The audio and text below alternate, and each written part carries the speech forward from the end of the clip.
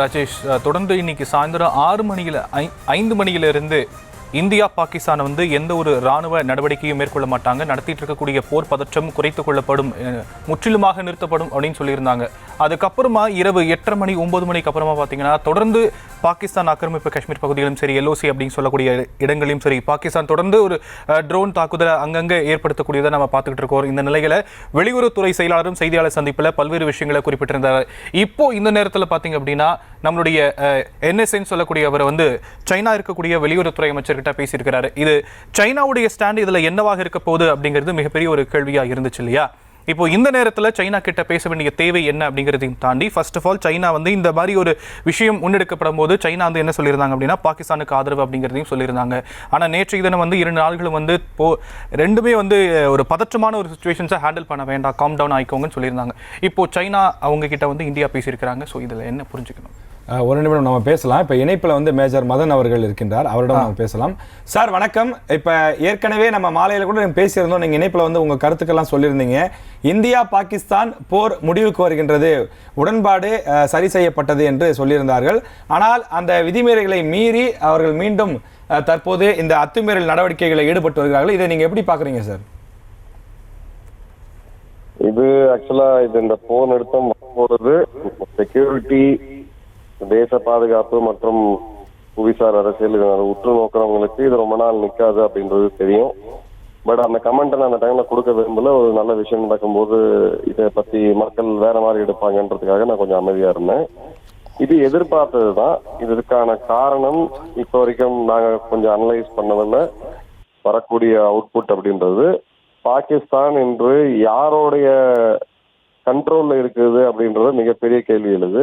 ராணுவத்தோட கண்ட்ரோல்ல தான் நாடு இருக்குது. வேற விதம் ராணுவத்துக்குள்ள பிரிவுகள் ஏற்பட்டிருக்கிறது ரொம்ப தெளிவா காமிக்குது. ஒரு பிரிவினர் ராணுவத்துல இந்த போர் வேண்டாம், இந்த 3 நாட்கள் இந்தியா கொடுத்த பதிலடி அப்படின்றது உலகத்தையே மொத்தம் திரும்ப பார்க்க வைத்திருக்கிறது. அந்த மாதிரியான ஒரு சூழ்நிலையில இந்த போரை தொடர்வது இன்று காலை அவங்க நேரப்படி அவங்களுடைய முன்னாள் விமானப்படை தளபதி ஒரு தொலைக்காட்சியில பேட்டி கொடுத்திருந்தார் பாகிஸ்தான் ஊடகத்துல.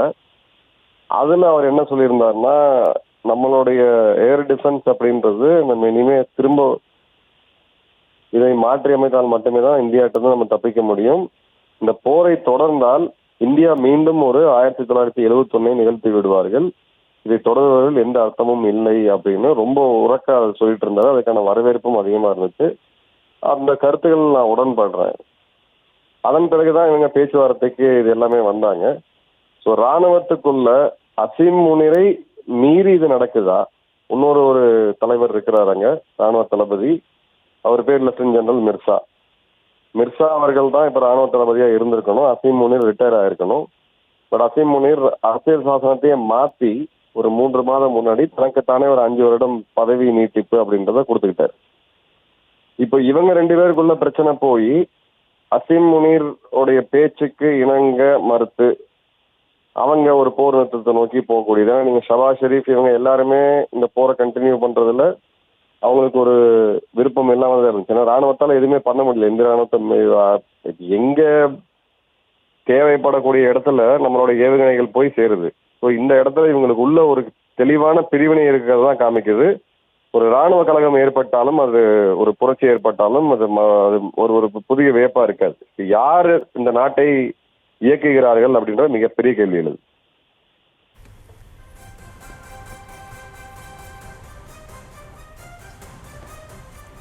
சார், இப்போ இதில் நீங்கள் குறிப்பிட்டீங்க, இப்போ ராணுவம் அரசாங்கத்துடைய அந்த பேச்சுக்கும் கட்டுப்படாமல் செயல்படுகிறது அப்படின்னு சொன்னீங்க. ஒருவேளை நீங்கள் கெஸ் பண்ணுற மாதிரி அப்படி ஒரு நிலைமை தொடர்ந்தால் அது எதை நோக்கி பயணிக்கும் சார்? அதுக்கு எப்படி முற்றுப்புள்ளி கிடைக்கும்? இதுக்கு நமது அரசாங்கம் இங்க நம்ம மக்கள் உணர்ச்சிப்படுற மாதிரி மீடியாவில் இருக்கக்கூடிய அந்த இப்ப 24 மணி நேரம் கடந்த 5 நாட்களாக இந்த இதுதான் போயிட்டு இருக்கு மீடியாவை பொறுத்த வரைக்கும். அரசாங்கம் அந்த மாதிரியான முடிவுகளை நிச்சயமா எடுக்க மாட்டாங்க. இப்போ வெளியுறவு செயலர் மிஸ்ரி அவர்கள் பேசுனதை நன்றாக உற்று கவனிக்கும் பொழுது இதற்கான கடுமையான பதிலடியை இந்திய ராணுவம் கொடுக்கும். அது போரா போகுமா அப்படின்றது இன்னைக்கு இரவு விடிய காலை 6 மணி வரை என்ன நடக்குதுன்றத பார்த்துட்டு தான் நம்மளால சொல்ல முடியும். இந்த ட்ரோன் தாக்குதல் அப்படின்றது இது மக்களுக்கு, இந்திய மக்களுக்கு இது புதுசா இருக்கு. இந்தியாவுடைய பாதுகாப்பு அம்சத்துல இது நம்ம புதுசா பாக்குறோம். அதனால இது இன்னைக்கு மீடியாவுடைய அந்த ஹைட்னால இது பெருசா தெரியுது. பட் இதை தாண்டி அவங்க மீண்டும் ஏவுகணை தாக்குதல் விமானப்படையை பயன்படுத்தினாங்க அப்படின்னா நிச்சயமா இது ஒரு மிகப்பெரிய யுத்தமா போறதுக்கான வாய்ப்புகள் அதிகமா இருக்கு. இந்தியா அந்த இடத்துல சும்மா இருக்காது. ஒருவேளை இந்த ட்ரோன் தாக்குதலோட இந்த இரவு நிறுத்திக்கிட்டாங்க அப்படின்ற போது இதற்கு பதிலடியா இந்தியாவுடைய தாக்குதல், இதுவரை தாக்காத ஒரு நகரமா இருந்தது பெஷாவர். அதனால ஏற்கனவே இந்திய ராணுவம் இப்ப தாக்குதல் நடத்திக்கிட்டு இருக்காங்க. பதிலுக்கு இந்தியாவுடைய தாக்குதல் இன்னும் கொஞ்சம் அதிகமான வீரியத்துல இந்தியா கொடுக்கும். இது ரெண்டுல எது நடக்குது அப்படின்றது காலைதான் தெரிய வரும்.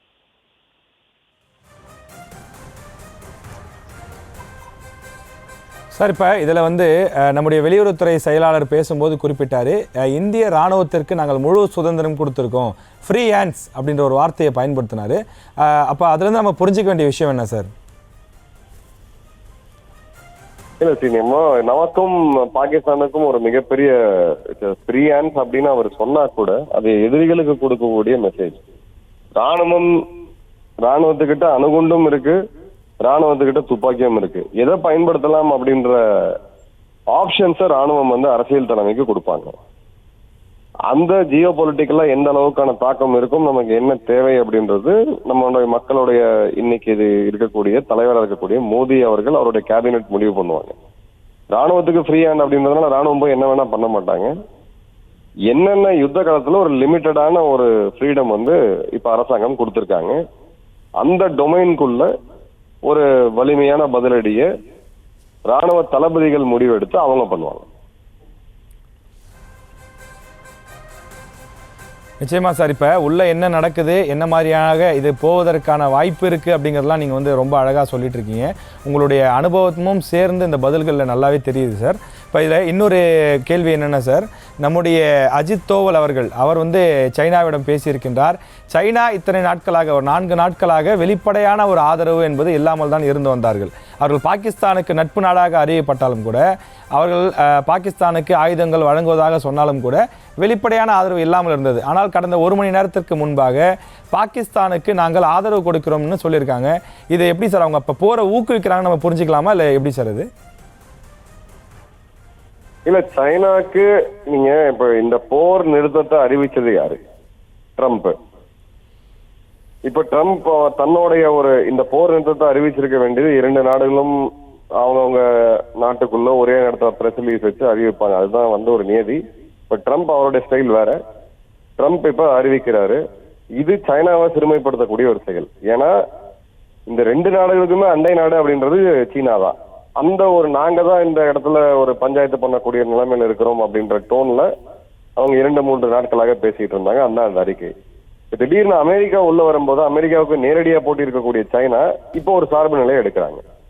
நாங்க பாகிஸ்தானுக்கு ஆதரவு கொடுக்கிறோம் அப்படின்ற போது இந்த இடத்துல பாகிஸ்தான அமெரிக்காட்ட இருந்து அவங்க விடுவிக்கிறாங்க, அவங்க பக்கம் இழுக்கிறாங்க. இது ஒரு கேந்திர அரசியல்ல ஜியோ பொலிட்டிக்கல்ல இது நடக்கிறது தான். இப்ப பாகிஸ்தானுக்கு பிரச்சனை வந்து இந்தியாவோட பிரச்சனை ஒண்ணு இருக்கு. இந்தியா ராணுவம் என்ன செய்யும் அப்படின்றது நல்லாவே தெரியும். இதை விட மிகப்பெரிய பிரச்சனையை வந்து பாகிஸ்தானுக்கு ட்ரம்ப் அவர்களை பாய்ச்சிக்கிட்டது.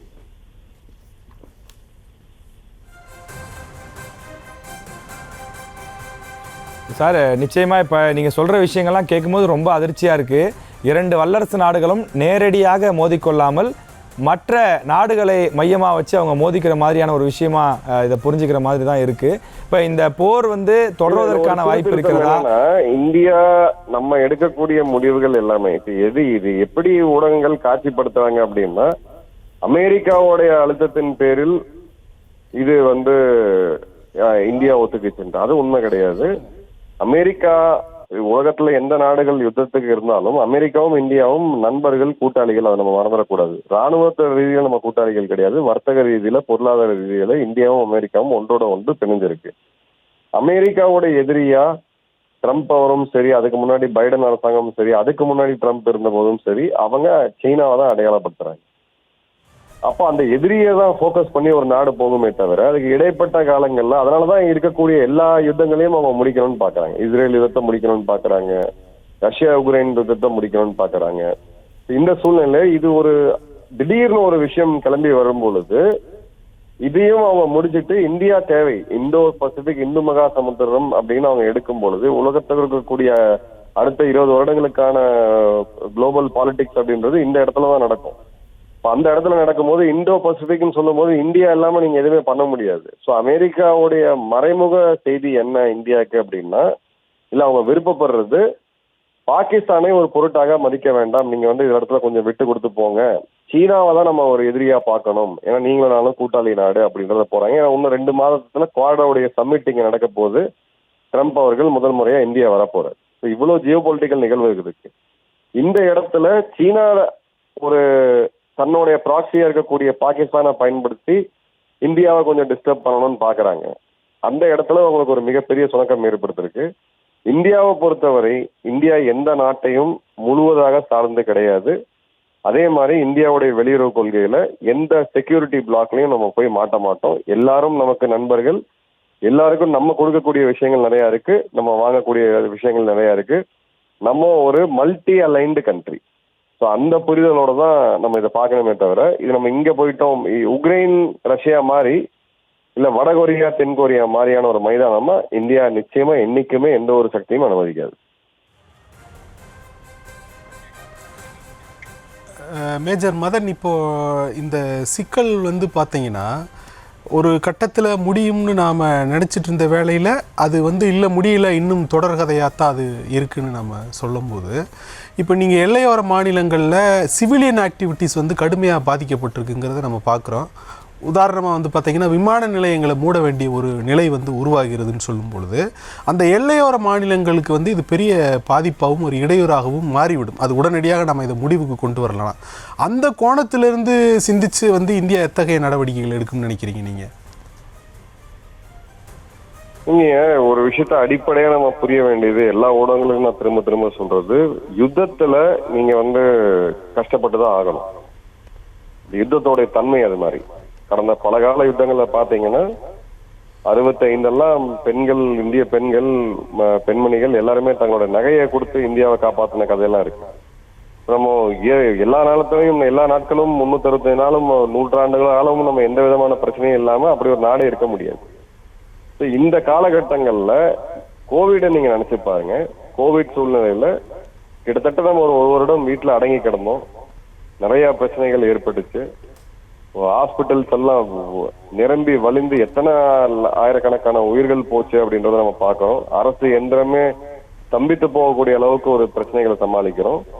இந்த இடத்துல மக்கள், ஊடகங்கள் எல்லாருமே புரிஞ்சுக்கிறோம், யுத்தத்துல இருக்கும் பொழுது இந்த மாதிரியான இடையூறுகள் வரதான் செய்யும்.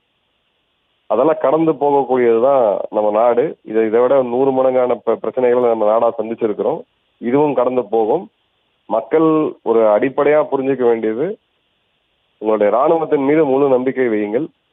நிச்சயமா அவங்களுடைய பணி அப்படின்றது நீங்க எல்லாம் யாருமே நினைச்சு பார்க்க முடியாத அளவுக்கு இருக்கு. நம்ம டிவியில பார்த்துட்டு பதட்டம் அடைகிறோம். அங்க களத்துல நிக்கிறாங்க, இந்தியாவை ஒரு அரண் போல காத்துட்டு வராங்க. அமைதியா இருங்க, பதட்டப்பட வேணாம், எல்லாம் நல்லபடியா நடக்கும். ஏற்கனவே பார்த்தீங்கன்னா பயங்கரவாத நிலைகளை குறிவைத்து நம்ம தாக்குதல் நடத்தினோம். இதன் பிறகு இந்த துல்லிய தாக்குதலுடைய ஸ்கோப் விரிவடைஞ்சு பாகிஸ்தானினுடைய தேர்ந்தெடுக்கப்பட்ட இராணுவ நிலைகளை தாக்கியதாக நமக்கு அந்த ப்ரெஸ் ப்ரீஃபிங்கில் தெரிவித்தாங்க.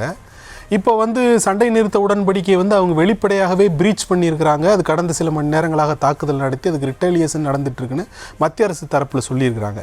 இப்போ அடுத்த கட்டமாக 3வது கட்டமாக நடக்கக்கூடிய அந்த சர்ஜிக்கல் தாக்குதல் அல்லது வேறு வகையான தாக்குதல் என்பதனுடைய ஸ்கோப் இன்னும் விரிவடையும்னு நீங்கள் நினைக்கிறீங்களா? இல்ல, சர்ஜிக்கல் தாக்குதல் இனிமே கிடையாது. சர்ஜிக்கல் தாக்குதல் தீவிரவாதிகளை குறி வச்சு, இப்ப நீங்க ஒரு சர்ஜரி பண்றீங்கன்னா ஒரு குறிப்பிட்ட ஒரு உறுப்பையோ ஏதோ ஒரு பிரச்சனை இருக்குன்னா அந்த இடத்துல மட்டும்தான் பண்ணுவீங்க. அதுதான் சர்ஜிக்கல் ஸ்ட்ரைக்.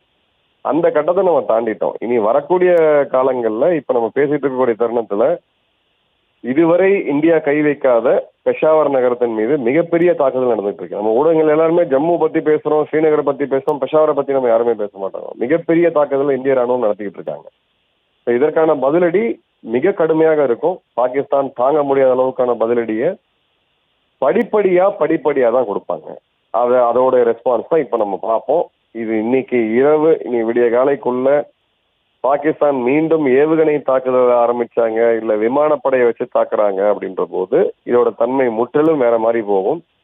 இல்ல இந்த ட்ரோன் லெவல்ல தாக்குதல் இருக்கு அப்படின்ற போது அதுக்கு ஈடாகன்றதை விட ஒரு 2 மடங்கு தாக்குதல் வீரியத்தை அதே ஒரு வகையான ஆயுதங்களை பயன்படுத்தி இந்தியா கொடுக்கும். நம்ம இந்த கடந்த காலங்களில் பாகிஸ்தான் வந்து வழியை வந்து நம்மோடு போருக்கு வந்த போதெல்லாம் அதுக்கு வந்து ஒரு கட்டத்திலையும் ஒரு விதமான இழப்புகளை அது சந்தித்து போயிருக்காங்க. முதல்ல காஷ்மீர் நம்மோடு சேர விட மாட்டோம் என்கிற எண்ணத்தில் தான் 47-48 அவங்க போருக்கு வந்தாங்க. ஆனால் நமக்கு காஷ்மீர் நம்மளோட வந்துட்டாங்க. ரெண்டாவதாக வந்து பார்த்தீங்கன்னா 71 வந்து ஈஸ்ட் பாகிஸ்தானை பிரித்து வங்கதேசம்னு ஒரு தனி நாடு, அது ஒரு நாடே ரெண்டாக துண்டாகி போயிடுச்சு. பாகிஸ்தான் தன்னுடைய நிலப்பரப்பில் வந்து ஒரு கணிசமான பகுதியை இழக்க நேரிட்டது. இதே மாதிரி ஒரு யுத்தத்தின் போதும் பாகிஸ்தான் வந்து அதை இழப்பை சந்தித்து அதில் ஒரு மீள முடியாத ஒரு நிலைக்கு தான் அதில் தள்ளப்பட்டுங்கிறதை பார்க்குறோம். இப்போ அவங்க வந்து ஒரு போருக்கு வரக்கூடிய ஒரு சூழல் போலத்தான் தெரிகிறது. ஏன்னா சண்டை நிறுத்த ஒப்பந்தம்னு வந்துட்டு திரும்ப இந்த மாதிரி செய்கிறாங்க. அப்படிங்கும்பொழுது இந்த முறை பாகிஸ்தானுக்குரிய இழப்பு எப்படிப்பட்டதாக இருக்கும் நினைக்கிறீங்க? இப்போ கார்கில் போரின் போது 4000 வீரர்களை வந்து பாகிஸ்தான் பறி கொடுக்க நேர்ந்ததுன்னு சொல்கிறாங்க. இது மாதிரி நிலப்பரப்புகளை இழந்திருக்கிறாங்க. அவங்களுடைய இராணுவ கட்டமைப்புகள் சீர்குலைக்கப்பட்டிருக்குன்னா, உதாரணமாக அந்த கராச்சி துறைமுகத்தின் மீது நடத்தப்பட்ட தாக்குதல் என்பது அவங்களுக்கு மிகப்பெரிய ஒரு சேதத்தை ஏற்படுத்தி அவங்களுடைய அந்த லாஜிஸ்டிக் செயினே அப்போ கட்டாயிருச்சுன்னுலாம் சொன்னாங்க இல்லைங்களா? அதுபோல் இந்த முறை வந்து பாகிஸ்தானுக்கான இழப்பு எப்படிப்பட்டதாக இருக்கும்னு நீங்கள் நினைக்கிறீங்க? சில விஷயங்களை இப்ப நான் மீடியாவில் ஓப்பனா பேச முடியாது. கொஞ்சம் பொறுத்திருந்து பாருங்க. இதற்கான விடை மீண்டும் ஒரு 2 நாள் கழித்து பேசுவோம். நிச்சயமா இது வேற ஒரு இதை பத்தி நான் இப்ப ஓப்பனா பேச முடியாது. இதை பத்தி நான் பேசுறேன் கண்டிப்பா டைம் வரும்போது பேசுறேன். இப்போ இது ஒரு புறம் இந்த இந்தியா பாகிஸ்தான் இடையேயான இந்த பதற்ற நிலை, அவங்க வந்து தாக்குதற்கான முயற்சி, நாம் தாக்குதலை முறியடிக்கிறோம் என்பது ஒரு புறம் நடந்து கொண்டு இருக்கும்போதே பாகிஸ்தானுக்கு உள்ளே அந்த பலூச் மிலிட்டன்ஸ் வந்து பார்த்தீங்கன்னா இன்னொரு புறம் அவங்க பாகிஸ்தான் வீரர்களே கொண்டிருக்காங்க தாக்குதல் நடத்தி. அவங்க இந்த நேரத்தில் அந்த விடுதலை குரல்களை வந்து ஓங்கி ஒலிக்கிறாங்க என்கிற ஒரு நிலை இருக்கிறது. அந்த நிலையில் விடுதலைக்கு உண்டான இதில் அது கிடையாது. அடிப்படையாக ஒரே ஒரு காரணம்னா, பலூச்சிஸ்தான் மிகப்பெரிய நிலப்பரப்பை கொண்ட ஒரு மாகாணம் பாகிஸ்தான்ல. ஜம்மு காஷ்மீரோட 5 மடங்கு பெரிய மாகாணம். ஆனா ஜம்மு காஷ்மீரை விட ஒரு மக்கள் தொகையை நீங்க பாத்தீங்க அப்படின்னா பலூச்சிஸ்தான் வெறும் 30% தான். ஸோ அவ்வளோ பெரிய இடத்த அங்க அவங்களுக்கு இருக்கக்கூடிய அந்த மக்கள் எண்ணிக்கையை வச்சு அவங்களால பண்ண முடியாது. இவ்வளவு பெரிய ராணுவத்தை அவங்களால சண்டை போட முடியாது. பட் பாகிஸ்தான் ராணுவத்தை கொரில்லா முறையில் தாக்குதல் நடத்தி அந்த இடத்த பாகிஸ்தான் மற்றும் சீனாவுடைய கண்ட்ரோல்ல இல்லாத அளவுக்கு கடுமையான ஒரு போராட்டத்தை கொடுத்து அந்த வீரர்கள் வந்து பண்ணுவாங்களே தவிர தனி நாடாவதற்கான சூழ்நிலை இப்போது இல்லை. அதை தனி நாடாகணும் அப்படின்னா அமெரிக்காவோ இல்லை இந்தியாவோ இல்லை அமெரிக்கா இந்தியா கூட்டா சேர்ந்தோ அந்த இடத்துக்கு அவங்களுக்கு ஒரு ஆதரவு கொடுத்தா மட்டும்தான் தனி நாடாவதுக்கான வாய்ப்புகள் இருக்கு.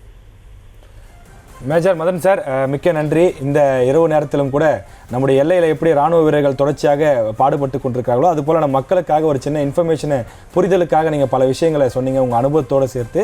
மிக்க நன்றி சார். நன்றி.